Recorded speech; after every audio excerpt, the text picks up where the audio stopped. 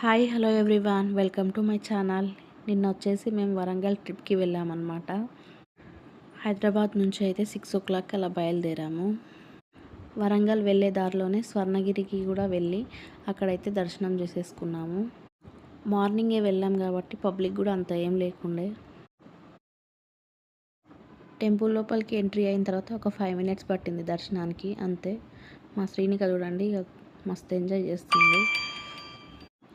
Next ఇంకా వేరే ప్లేసెస్కి కూడా వెళ్ళాలి కాబట్టి అక్కడ ఒక 1/2 hour కంటే ఎక్కువ టైం స్పెండ్ చేయలేదు. స్వర్ణగిరిలో కొన్ని పిక్స్ని అయితే తీసేసుకొని అక్కడ నుంచి అయితే 1000 స్తంభాల గుడికి వెళ్ళాలని బయలుదేరాము.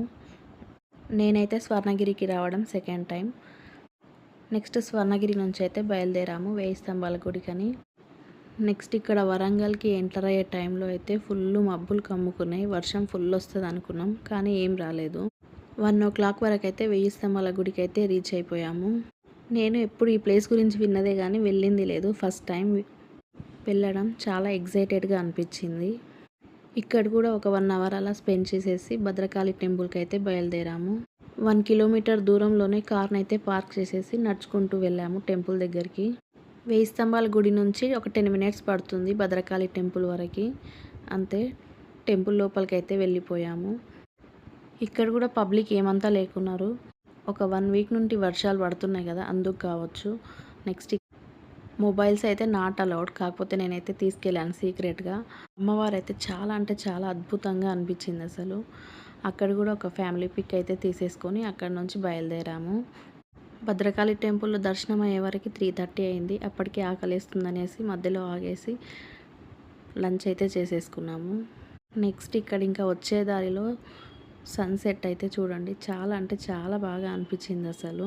ఎంత బ్రైట్ అంటే అంత బ్రైట్గా ఉంది అసలు. నెక్స్ట్ ప్లేస్ వచ్చేసి యాదగిరిగుట్ట. నైట్ టైం వెళ్ళడం నేను ఫస్ట్ టైం. చాలా అంటే చాలా బాగా అనిపించింది అసలు నైట్ వ్యూ యాదగిరిగుట్టలో.